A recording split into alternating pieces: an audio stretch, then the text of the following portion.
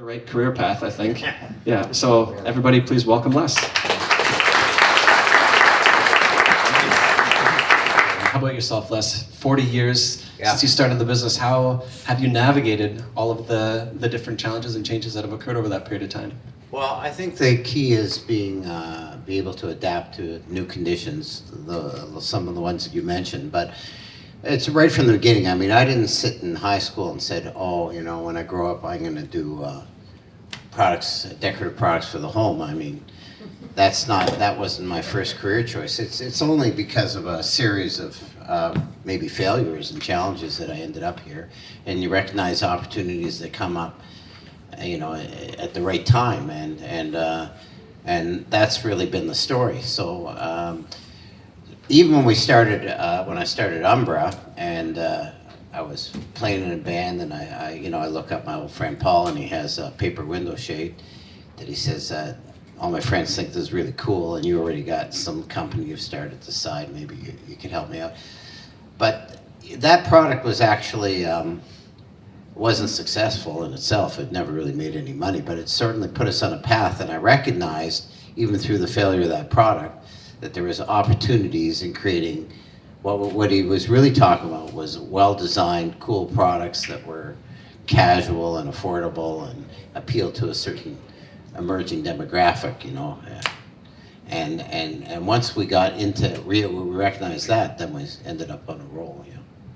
So I know when we were chatting recently, you had mentioned that, you know, there were a couple, it's not like everything just comes easy, right? You've had some challenges along the way. Sure. So how have you recognized those and then overcome some of those challenges, which inevitably will face all of us in business? Well, I think I'd taken a lot of risks, but I always sort of hedged my bet. I always had some sort of backup. Like when I was a musician, I had a taxi license, and when I was when I started the hardware, the road case business in the early years, that came out of the music business, I was still gigging a little bit. And when we started Umbra, I had the hardware business, so I could take some risk on some products. So there was always, and even now that, you know, we're going more digital into e-com, you know, we still had a retail base of stores that we're selling to. So it's all, you know, it's risk, but there was always something to sort of save me in the end from some of those risks. Fair enough. Are there any, over the years, any sort of trends that you've noticed in your own professional career with your clients or even internally with your own agency that have been markers of something that leads to success versus trends that you've noticed where maybe people are kind of missing the mark a little bit? We've never been big trend watchers. If we see a trend, it tells us what we shouldn't do rather than what we should do. It's better to create a trend, and if you view yourself as an original creator, so product. So we've shied away. We've had a lot of pressure to use focus groups and to talk to a lot of our customers and people. I think that's not where the true great ideas come from, in my experience. Well, I do look at design magazines and look at what other people are doing. Not necessarily for inspiration, but I'm curious what they're other doing. But I try to balance it with doing things that are completely outside of the industry. And if I read books, or listen to books more often, I actually do that. But I try to do a fiction and then a business book, and then maybe a design book. And yeah, like tonight after this, I'm going to play music and tomorrow night. So I find that kind of stuff kind of helps me. Traveling by myself, particularly when every year, you're right, I have to visit all my places. So I go to South American countries, visit our office there, go out to the US, I'm about to go to Europe if I don't get stuck there next week, and going to various countries in China once a year, not in the past 2 weeks. And been there, but I have been there close to 90 times. And traveling by myself, I find that I come back really with the office. They always know when I've been away because I come back on a tear with all sorts of, particularly tearing up the business and the ideas, and I find that's useful. Cool. Okay, so now I'm curious. So the idea of trends, and I could certainly appreciate this, kind of not getting too caught up in what might be fashionable today because it might not be tomorrow. With the diversity of from a marketing perspective, putting your marketing cap on, not like a business owner cap, but a marketer cap. When you're launching a product, when you're helping launch a new product for Hasbro that has a new Christmas Beyblade coming out or whatever the case may be, there's such a diversity of options available, more now than ever before, in terms of different ways that you can get that product to market. With all of the different options available, I guess first, Les, how do you work through that process of figuring out how to bring a product to market? And then I have a question for Walter after. Certainly that's very much been disrupted. We used to just go to buyers in stores, convince them to give us some shelf space, say there's a great new product, and put the product on the shelf, and then support it with whatever in-store marketing we could or packaging. Now that the majority of our business is going to e-com, and we're really talking directly to the consumer, how we launch products with social media, videos. Is Christine here, our head of marketing? She never made it. Oh my goodness, she left. Cheryl, watch out, she left about an hour ago. Maybe she went up to 165 John. I sure hope not. They're Maybe not she was the friendly out GPS there. too. They are not friendly out there. Yeah, might tell you. Anyways. So she supports us with launching products in really different ways, and so we have, like I said, social media. We make sure that we have images, 40 different pictures, whatever, and different, and stories, product stories. So a lot of people that buy our product might never ever see the physical product. So it's very, very different than it was 20 years ago. So and it's heading in that direction. So and even if you say you like going to a retail store, and maybe you go to a store and you see one of our big mirrors, chances are if you know that you get free delivery on that big mirror, you're not going to walk down Queen Street with this big mirror. You're going to order an e-com and get free delivery and have it show up at your house. So things are really changing fast. You check out reviews, you'd see if it's something similar to sold anywhere, what the price point might be on that. Reviews are scary, yeah, they're scary. I mean, you're right. The power of reviews, if you don't maintain 4-star plus 4.5-star review, you drop right off the page. And if a lot of those reviews, particularly on Amazon, are seeded by their Vine program, and those Vine people aren't necessarily living in that are getting 50 products a day delivered to them. They're not necessarily sitting in our prime demographic area. So we can be sabotaged by these reviews that come on at Amazon, and it can be a great product and we can just drop off the map. On the other hand, and a few bad reviews will definitely knock you down, and then maybe they just don't understand really the product, or maybe you're very vulnerable to these things, and a lot of companies become very gun shy about the possibility of getting a bad review. So they become very kind of risk averse. Oh, we could get a bad this type of thing, and it really hurts. Yeah, brands, like I said, I tell people it takes 40 years to build a brand, and it can take a minute to destroy it. So people are very shy of those sort of things, and you particularly hear about that with the scare of the virus and how they position themselves on various subjects, or they say the wrong social comment, or get attributed to be on the wrong side of whatever society. You can kill your company. I protect myself by that. It's virtually impossible to fire me right now. Okay. That makes a lot of sense, and it's a nice pivot to a conversation about data and analytics, which I know has been important for Umbra. And they say that numbers don't lie, right? Data doesn't lie, that you can look at the facts and you don't need to interpret this one way or the other. It just is or it isn't based on what's happening. I know in one of our conversations there a couple weeks ago, you had mentioned how much analytics is beginning to play an increasing role in your business. Maybe talk about how much that has affected change over the last short while and how that might compare to how decisions were made 20 years ago. Well, you picked one subject that I know very little about, and it's the area. Actually, I have a 23-year-old son who works part-time, and that's the area where he works in his data analytics and his software, and he's got some startup, the tech startup that he's also involved in. So he's helping us a lot, and he's got people working in our office on data analytics. And the good thing about ecom is that all the data is there. There's a plethora of information about product performance, and you can slice it by price points. You can slice it by product category, by paper towel holders that are metal or this, that, and you have global information. So we have information that we never really had before. All we used to rely on before, and we still do to a certain degree, even that's part of the purpose of the store, is you put a product in, you see what sell-through, you get sell-through information. Actually, we just looked at that today. Some of our new products, what the sell-through, in other words, what the sell-through and what the reorder, how often they were being reordered by stores all over the world.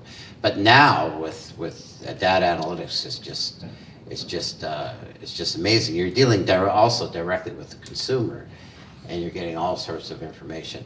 I just got to say a little story. It reminds me of a little story. Years ago, one of my contemporaries says, "I got to get out of this business. It's driving me crazy." He says, "I said, well, what really bothers you?" He says, "What bothers me is some buyer at Bed Bath & Beyond that just got transferred from, from pillows or something, telling me how to what I've got to do to redesign my product." And that drives me. And it does, and my salespeople, I'm kind of unfiltered, stop taking me to a lot of those type of meetings because I couldn't handle it either, and it came out in all sorts of, Cheryl will know about that. But now you can go, the beauty of ecom is you can, products that Bed Bath & Beyond tested and failed, we can put it on ecom, and we can have, products can have a whole new life. There's products that are most successful now that were discontinued years ago or didn't even make the test or the cut from certain buyers. So you have opportunities now, and companies can go to the marketplace and bypass all those middlemen that kind of kill it for them. Certainly that's true in the music business with having to, the old business model. So there's a lot of things that are a lot better. But the other hand, you're at the mercy of the consumer, and like I said, one bad review. So how have you guys managed that transition of your business from straight retail to now 50-50 split with e-commerce? How have you navigated those waters? Well, it's challenging because the market, the amount of people that buy these type of products is basically the same. Maybe it's growing a little bit, but the way they're buying it is much different. And you have to have a marketing department that still supports things like print and trade shows and packaging. And then you have to have a whole other group that does digital and social media and video. Adrian, you included, right? So it's, and you're selling the product. If anything, the prices are down because prices are transparent throughout the world due to digital. So margins are actually down.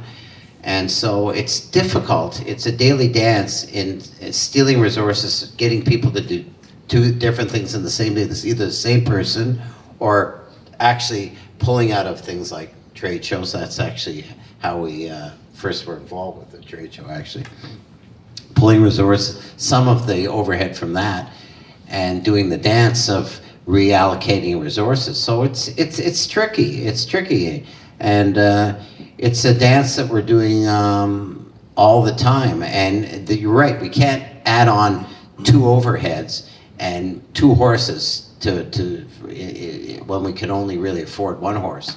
So it is difficult, and it's a moving target. And it's different in different markets. For instance, in China, which might be arguably the biggest consumer growing, certainly the fastest growing consumer market, if not the biggest consumer market, is already 80% e-com. And maybe, no, it's closer to 90% e-com. How long has that been the case? Pardon? How long has that been the case? It's been the case right from the beginning. They sort of skipped the whole store model.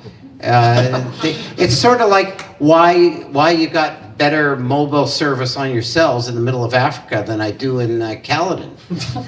Because they didn't have to build all those cables in the ground, and they went straight to mobile, and they probably have better service than in Ontario. So China just skipped the whole retail thing. Now America is being torn apart because they were overstored even before e-com, and they can't close the stores. It's still sucking the wind out of what's eventually going to happen, which is the majority of the business is going to be e-com, and retail is just going to be a showroom to support it, basically, mostly, or some sort of experiential retail experience that's somewhat unique and entertaining, as you alluded to. But things don't move even though they're logical, I don't think they move that quickly, because you've got real estate companies, you've got vested interests, you've got old habits, you've got different demographics, so it's tricky. You painted a picture that was kind of interesting, which is at a retail store, which is kind of like a visual warehouse, but the majority happening online. Just to put a button on. Yeah, well, where do you see? Let's for both of you actually. I'd be curious. We can wrap up this then before we get to the Q&A, which is, where do you think? How will purchasing take place in 5 years? What will be the majority of transactions? What's your vision for where you think this is headed? Right. It might be it'll be like you said, the implant in the brain, but I think that is where the commerce is. That's where the purchasing is going to be taking place. I don't think it's practical. I think you're going to see less and less retail. I mean, walk up Queen Street here. The problem is the real estate values are going up, but the prices aren't going up. And the options for the consumers, the channels, are becoming more competitive and varied. So you see a situation here where the real estate, where stores are closing left, right, and center. I mean, this is a little different because this is to support a brand, and it's a different kind of experience. We're not dependent on the actual retail in the store to support our organization. But those that do, I think it's going to be very difficult. I see America is the most overstored retail market in the world, even before e-com, and now it's still. I mean, half of it could go away and maybe right size. But Canada was number 2. So in the world. In the world, yes. Whoa. That's in terms of retail space per capita. So the only advantage Canada has is that free shipping is a bitch here. You know, you want to sell to northern BC. That's where the drones come in. Yeah. And ship them and there. You probably have some protesters on the way or something. I don't know. But anyways, sorry. I'm getting political. This is where I get into trouble. But good luck. Canada is somewhat protected, but still, I see a lot of more retail closing taking place in the next 5 years. And our biggest customer 6 years ago, 5-6 years ago, was Bed Bath & Beyond. I don't even think they're in the top 20 right now. I don't think so. Yeah. Very cool. Well, appreciate your insights, both of you. And I think now we're going to open it up to some Q&A from the audience. Sure. Yeah, so And who for? how can you protect your brand when a major platform that you're selling on is starting to have a lot of trouble? I'd say Amazon has this inflection point where trust is becoming a really big problem. Huge amount of fraud in items that we sold. Ali is another one that's having trouble. At the same time, a lot of analysts are saying that Amazon is starting to run into a lot of trouble with the amount of cost of shipping on their balance sheet. And companies like Walmart are pivoting and starting to use their existing stores as shipping or drop shipping locations.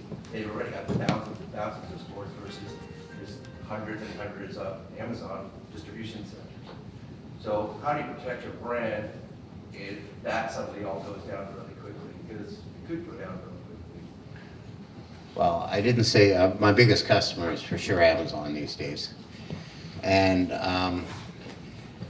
they drove me crazy at the beginning, putting knockoffs and counterfeit products right next to us and saying they were friends. So we tried cutting them off, I don't know, 4 years ago for a year.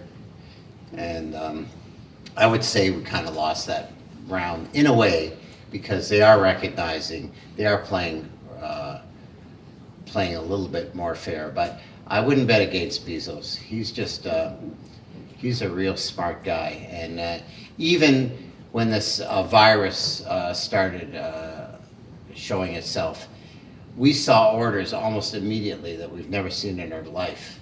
He just started packing his warehouses right away. It was astounding. We couldn't. He's just, they're just a step ahead, and for a good way. And the only thing that's going to stop them, I don't think it's going to, possibly if consumers, but I doubt it. I think it's the only things that could stand up to them is the government, and probably only the American government. And I doubt this particular American government is going to. Umbra's been around for 40 plus years. Yeah. You survived ups and downs in the industry. You survived Right. 1 or 2 recessions. Yeah. For a room full of marketers, what are some of the things that they can do for their brands? Okay, well, you know, like I said, in the first, I walked into the CIBC here in 1979, right there at Queen and Simcoe, because my father would lend me $40,000 to start Umbra, because he thought it was a crazy idea, and he probably wanted me to work for him. And for some reason, she did, probably because my father banked there too, and lent me the $40,000. First of all, that wouldn't even happen right now. And I lost that money very quickly, but like I said, I had sort of backup. I had the hardware, the case hardware business, and I was still playing music. And then the other, there was a bunch of other things that almost put me under. We started growing. We caught on to the U.S. chains, specialty chains, that wanted differentiated product from the department stores and the mass stores. And we started going to the various categories like the Bed Bath & Beyond, Pottery Barns, Crate and Barrels, and they were growing. I thought I was really smart, but they were opening us stores every week, and we had product in all these various categories. We were just going great guns. The only problem was, I'm going to take too long, but it's an interesting business story. The Canadian banks, in their wisdom, would not finance U.S. receivables. So we were growing like crazy, but we were running out of money even faster. There was EDC, the Export Development Corporation. Well, it wasn't too bad, but they're really oriented towards people selling logs and stuff like that. So there was a kind of, the Ontario Development Corporation under Ray came up with a program that if you could insure receivables, get insured receivables, they would give you 90% of the invoice within 10 days if you ran it down to Queen's Park. And I was making that drive twice a day. And we got up, I was borrowing $1 million from, and it was financing our business, and I was really going crazy. What they found out that not everybody was as kosher as we were, and there was fraud, and they canceled the program. I heard about it 2 weeks after they canceled it, and I really thought we were bankrupt at that point. So that was one point. So I had to run to Buffalo, and no bank would finance us. We were pretty good. At the very last minute, M&T Bank came through with $1 million loan. I met with the chairman, who's since passed away, and they're still our bank. That saved me. Another thing that killed me was when Olympia York went broke, the CIBC called our loan for no reason, just because they did they were overexposed in the real estate market. And they said, we need $300,000. And I said, when? They said, you got 5 days. And I had to go begging around all over town, and it was a terrible experience. And pretty close to bankrupt. And what I did after that, once we got through that, is I went back to my company, and I said, it was a terrible day. I said, we got to get rid of 10% of our staff and 20% of our inventory, like tomorrow, because I don't want to be put in this position ever again. And from 91, I have not borrowed a cent from any bank, because it scared the shit out of me. And probably we could have been grown better. But it just was such a horrible, debilitating, insulting experience that it just, luckily I haven't had to do that again. But maybe, you know, I could have leveraged the company and could have grown it more, but it was just an awful experience being exposed to that. So independence and freedom, owning your own company, having freedom and having a little buffer has helped me survive over these years.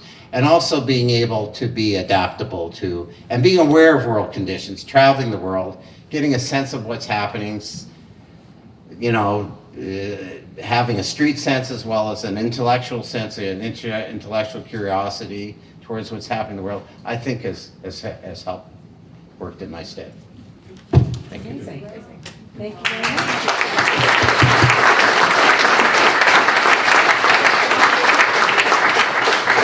Thank you so much to everybody that came out. And thank you. I just want to say thank you, everybody. The reason why we opened up this is we want to show you our products. We're really proud, and they're helping us celebrate our 40th anniversary. This isn't just a charitable thing for the AMA. This is part of our. I'm selling. I'm marketing, and it's great to see you all come out here and enjoy our space here. And I really appreciate it. And I'm a bit of a ham too. I like doing this kind of stuff. Thank you. Thank you so much.